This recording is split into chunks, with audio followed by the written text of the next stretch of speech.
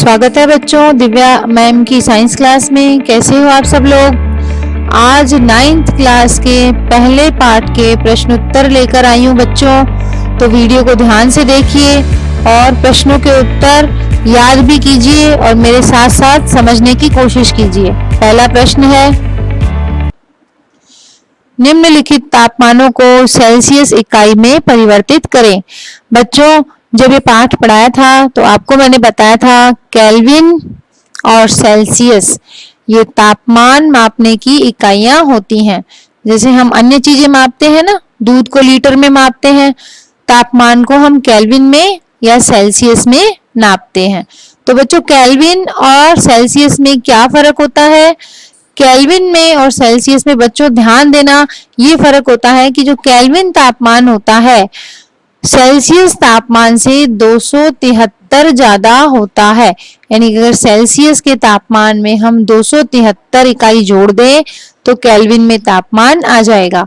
तो इसी को संबंधित आपको यहाँ दो सवाल ए और बी दिए गए हैं, इनको ध्यान से देखिए।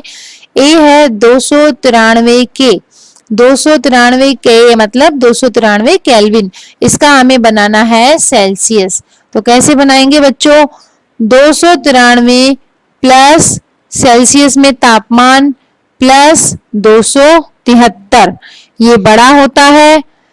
सेल्सियस में तापमान बराबर 293 माइनस 273 बराबर 20, यानी कि केल्विन में जो तापमान है उसमें से सीधा सीधा 273 घटा देंगे तो आ जाएगा 20 डिग्री। अब है क्वेश्चन नंबर बी। अब ये है 470 केल्विन, अब इसका हमें बनाना है डिग्री। तो 470 केल्विन में से 273 घटा देंगे, तो 470 में से 273 घटाने पर बचा 197 जो कि डिग्री बन गया। अब बच्चों नेक्स्ट क्वेश्चन को देखिए, क्वेश्चन नंबर 2। निम्नलिखित तापमानों को केल्विन इकाई में परिवर्तित करें। अब पहले हमने केल्विन से सेल्सियस बनाया, अब हमें सेल्सियस से केल्विन बनाना है।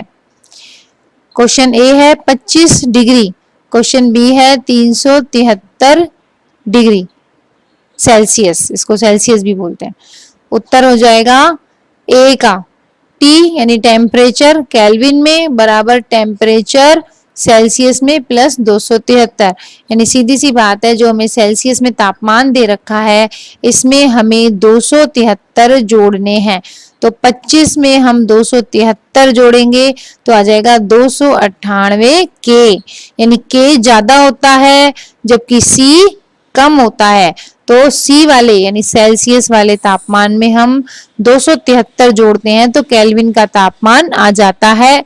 ये याद रखने की बात है बच्चों। क्वेश्चन नंबर बी है 373 सी, तो इसमें केल्विन बनाने के लिए कितना जोड़ेंगे बताओ बच्चों। हाँ, 373 में 273 जोड़ देंगे तो आ जाएगा 646 के यानी केल्विन। प्रश्न 3 देखिए, निम्नलिखित अवलोकनों हेतु कारण लिखिए। नेफ्थलीन को रखा रहने देने पर यह समय के साथ कुछ भी ठोस पदार्थ छोड़े बिना अदृश्य हो जाती है। और बी क्वेश्चन है, हमें इत्र की गंध बहुत दूर बैठे हुए भी पहुंच जाती है। तो बच्चों ए प्रश्न का उत्तर देखिए, नेफ्थलीन। नेफ्थलीन आप सभी जानते होंगे, जो हम दिवाली की सफाई में सफेद सफेद गोलियां रखते हैं ना बच्चों, ताकि हमारे कपड़ों में कीड़े न लगे, फिनाइल की गोलियां जिनको हम बोलते हैं, उसी को नेफ्थलीन कहते हैं। तो आप जब एक दिवाली पे कपड़ों में सफेद गोलियां रख देते हो फिनाइल की, तो अगली दिवाली तक वो मिलती है क्या आपको? नहीं मिलती। आप कहोगे मैडम वो तो उड़ जाती है। तो बच्चों यही नेफ्थलीन है, इसका कारण पूछ रहे हैं कि ये उड़ क्यों जाती है, बाद में हमें मिलती क्यों नहीं है। तो इसका उत्तर है नेफ्थलीन एक वाष्पशील ठोस पदार्थ है। बच्चों नेफ्थलीन ठोस तो है लेकिन वाष्पशील है। हमने देखा होगा कि जल जो होता है पानी, पानी की वाष्प बनती है, लेकिन यहाँ पर नेफ्थलीन की गोलियां जो कि ठोस है इनकी भी वाष्प बन जाती है, जो ठोस से द्रव अवस्था में आए बिना ही गैस में बदल जाता है, जिसे ऊर्ध्वपातन क्रिया कहते हैं। बच्चों मैंने आपको ऊर्ध्वपातन की क्रिया बताई थी, उसका चित्र भी बताया था वोल्टी कीफ वाला, अगर आपको याद हो। अगर नहीं याद है तो प्लीज आप मेरे पीछे वीडियो देखिए जो क्लास 9th के पहले पार्ट के वीडियो हैं, तो उसमें ऊर्ध्वपातन की क्रिया अच्छे से समझाई हुई है। तो बच्चों ऊर्ध्वपातन के पदार्थ उन्हें कहते हैं जो ठोस होते हैं और सीधे ही गैस बन जाते हैं, यानी ठोस के बाद पिघल के पानी नहीं बनते। अतः कुछ समय बाद यह ठोस पदार्थ छोड़े बिना हवा में वाष्प बनकर उड़ जाता है। तो यह इसका ए का उत्तर हो गया। बच्चों मैं ये कहना चाहूंगी कि अगर आपको मेरे वीडियोस पसंद आ रहे हैं तो प्लीज मेरे चैनल को लाइक, शेयर और सब्सक्राइब कर देना, ताकि मैं और भी अच्छे अच्छे वीडियोस बनाकर ले आऊं और मैं जो मेहनत कर रही हूँ आपके लिए वो मेरी मेहनत सार्थक हो सके और आपका भी फायदा हो सके। तो बच्चों इसका बी का उत्तर देखिए, इत्र एक वाष्पशील द्रव होता है जो तेजी से वाष्प में बदल जाता है। इत्र का क्वेश्चन था कि इत्र की शीशी अगर हम खोल के रख दें बच्चों तो वो पूरी तरह से वातावरण में फैल जाती है। क्यों होता है ऐसे? क्योंकि यह एक वाष्पशील द्रव होता है। जो नैफ्थलीन था वो तो वाष्पशील ठोस था और इत्र है जो ये वाष्पशील द्रव है, यानी ये पानी जैसा होता है लेकिन इसकी भी वेपर्स यानी कि भाप बनके उड़ जाता है, जो तेजी से वाष्प में बदल जाता है तथा वायु के कणों के साथ मिलकर सभी दिशाओं में तेजी से विसरित हो जाता है। यही कारण है कि इत्र की गंध बहुत दूर बैठे हुए भी हमारे पास पहुंच जाती है। बच्चों अब प्रश्न नंबर 4 देखिए, निम्नलिखित पदार्थों को उनके कणों के बीच बढ़ते हुए आकर्षण के अनुसार व्यवस्थित करें। ये जो पदार्थ दे रखे हैं इनके नाम दे रखे हैं, इसमें हमें ये बताना है कि उनके कणों के बीच आकर्षण किस में ज्यादा है किस में कम है। तो इसका उत्तर है ऑक्सीजन, जल और चीनी। यानी ऑक्सीजन में जो है, क्योंकि गैस है ना ऑक्सीजन, तो इसके कणों के बीच आकर्षण बहुत कम है। जल है, इसके कणों के बीच आकर्षण उससे ज्यादा है, और चीनी है उसके कणों के बीच आकर्षण ज्यादा है। इसका अर्थ यह है कि अगर ऑक्सीजन की शीशी खुली रखेंगे बच्चों तो ऑक्सीजन तो फैल जाएगी, क्योंकि इसके कण जो हैं आपस में बंधे हुए नहीं है। जल के कण आपस में थोड़े बहुत बंधे हुए हैं, इसलिए हम जल को अगर जमीन पे फैला दे तो वो बहने लगता है। लेकिन चीनी होती है वो अपनी जगह छोड़कर नहीं जाती है, तो इसके आकर्षण बल ज्यादा होता है। कारण इसका बता रखा है, ऑक्सीजन एक गैस है जिसमें कणों के बीच आकर्षण बल न्यूनतम यानी सबसे कम होता है। द्रव जैसे जल में गैसों से अधिक और ठोस में कणों के बीच सर्वाधिक मजबूत आकर्षण बल होता है। अब है प्रश्न 5, निम्नलिखित तापमानों पर जल की भौतिक अवस्था क्या है? बच्चों ये कुछ तापमान दे रखे हैं, 25 डिग्री, 0 डिग्री और 100 डिग्री।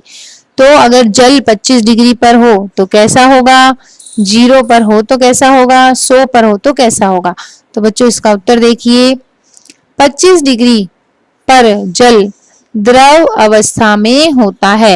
यानी जो हम पानी पीते हैं ना बच्चों, तो 25 डिग्री हमारे आसपास का वातावरण होता है, तो पानी कैसा होता है, द्रव जैसा।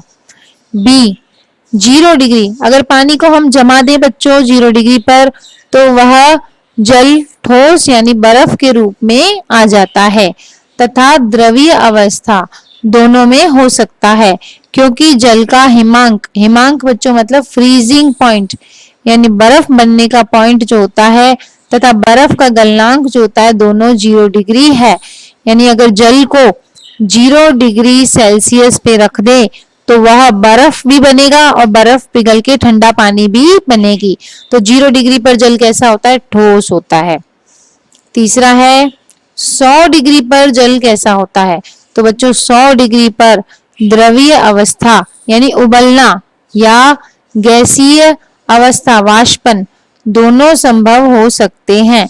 यानी पानी को अगर 100 डिग्री तक गर्म करें तो वह उबल भी जाएगा और उसकी भाप भी बन जाएगी, क्योंकि 100 डिग्री जल का क्वथनांक है, यानी जल उबलता कितने पे, 100 डिग्री पे, तथा 100 डिग्री पर जल वाष्प में भी बदल जाता है।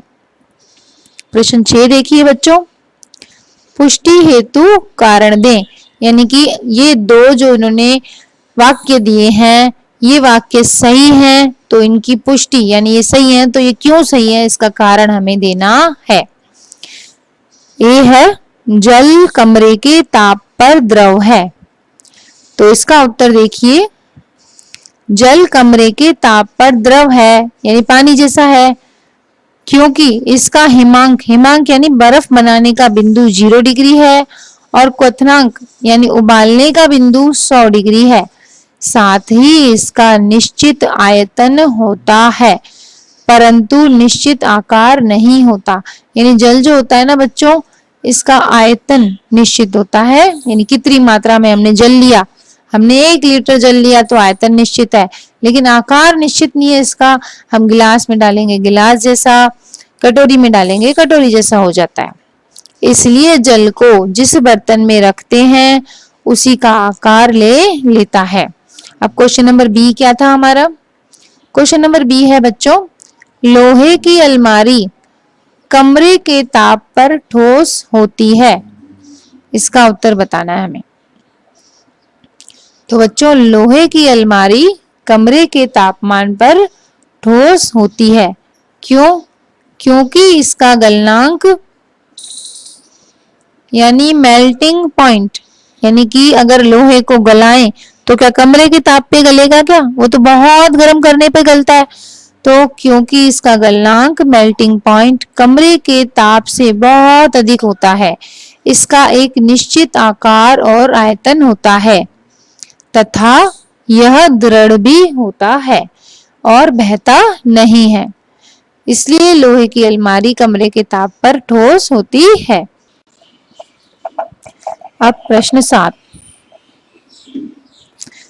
273 के पर बर्फ को ठंडा करने पर तथा जल को इसी तापमान पर ठंडा करने पर शीतलता का प्रभाव अधिक क्यों होता है?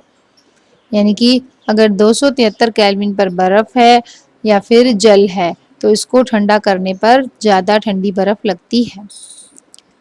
273 के या 0 डिग्री पर बर्फ किसी पदार्थ या माध्यम से गुप्त ऊष्मा लेती है जो पहले इसकी अवस्था में परिवर्तन लाता है, फिर इसके ताप में वृद्धि करता है।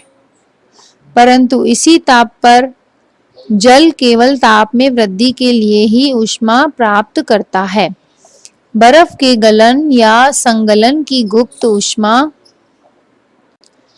3.34 गुणा 105 यानी 105 जूल है, अर्थात प्रति इकाई किलोग्राम बर्फ को जल में बदलने के लिए पदार्थ से 3.34 इंटू 105 जूल ऊष्मा की आवश्यकता पड़ती है। इसलिए बर्फ अधिक शीतलता प्रदान करती है क्योंकि जल किसी प्रकार की गुप्त ऊष्मा नहीं लेती है।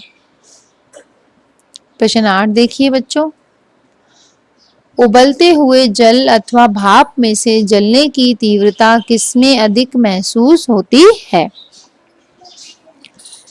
बच्चों अगर पानी उबल रहा है और भाप लग जाती है हाथ पे तो आपने देखा होगा भाप में जलने की तीव्रता अधिक महसूस होती है। तो इसका उत्तर है भाप में जलने की तीव्रता अधिक महसूस होती है क्योंकि 373 केल्विन यानी 100 डिग्री तापमान पर भाप अर्थात वाष्प के कणों में उसी तापमान पर पानी के कणों की अपेक्षा अधिक ऊर्जा होती है, क्योंकि भाप के कणों ने वाष्पीकरण की गुप्त ऊष्मा के रूप में अतिरिक्त ऊष्मा अवशोषित कर ली है। यानी भाप जो होती है उसमें वाष्पीकरण की गुप्त ऊष्मा ज्यादा होती है, इसलिए भाप ज्यादा गर्म लगती है बजाय के उबलते हुए पानी के।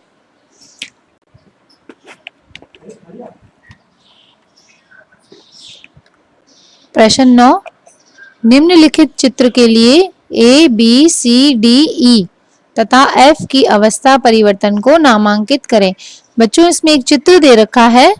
इस चित्र में हमें A, B, C, D, E, F की जगह क्या लिखा जाएगा अवस्था परिवर्तन में, वो बताना है। तो बच्चों A को आप देख पा रहे हैं। A जहां लिखा है ये ठोस है, ठोस से द्रव बन रहा है, तो उस अवस्था को क्या कहते हैं यहाँ हमें लिखना है। तो जब ठोस, बर्फ का सोचिए आप, बर्फ अगर पानी बन रही है तो इसका मतलब वो क्या हो रही, गल रही है। तो यहाँ पर लिखेंगे ए की जगह संगलन या गलन, गलन लिखेंगे। अब है बी, बी में क्या हो रहा है बच्चों, द्रव, यानी कि जो पानी है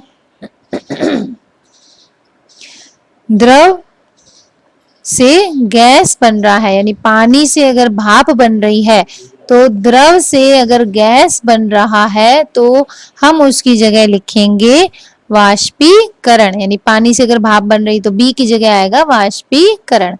अब बच्चों गैस है, सी में क्या हो रहा है, गैस से द्रव वापस बन रहा है, यानी गैस से सी की जगह द्रव बन रहा है, यानी भाप अगर है, अगर हम भाप को इकट्ठा कर ले और तो उसका पानी बन जाएगा।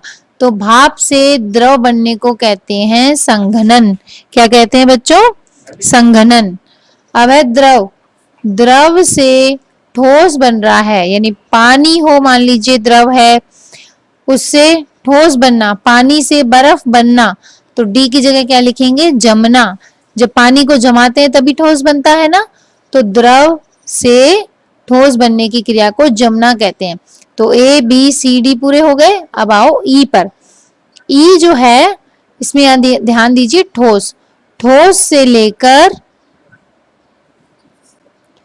ठोस से ई गैस बन रहा है, यानी बर्फ है, बर्फ का सोचिए आप, बर्फ से गैस बन रही हो तो उसकी अवस्था परिवर्तन को कहते हैं, यानी ऐसा पदार्थ जो ठोस हो, सीधे ही द्रव न बने और गैस बन जाए, इस प्रक्रिया को कहते हैं उदर्वपातन।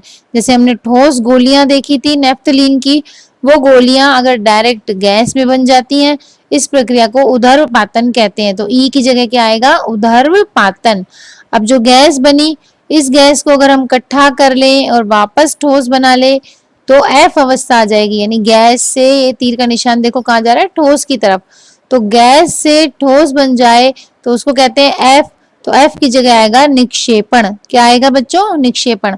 तो इन सभी अवस्थाओं के नाम मैंने बता दिए, तो इनका उत्तर इस प्रकार से होगा, आप स्क्रीन पे देखिए। ए की जगह आया संगलन, बी की जगह लिखेंगे वाष्पीकरण, सी की जगह लिखेंगे संघनन, डी की जगह जमाना यानी जमना बर्फ की तरह, ई उदर्वपातन और एफ उदर्वपातन या निक्षेपण लिखेंगे। तो बच्चों ये थे आपके प्रश्न 1 से 9 तक के उत्तर। तो बच्चों अगले प्रश्नों के उत्तर के वीडियो लेकर जल्दी आऊंगी, तब तक इन्हीं प्रश्नों को याद करिए और अच्छे से पढ़ाई करिए। मेरे वीडियोस अगर पसंद आ रहे हैं तो इनको लाइक, शेयर और कमेंट करिए, क्योंकि आपके सपोर्ट से ही मैं और भी अच्छे अच्छे वीडियो लेकर आऊंगी।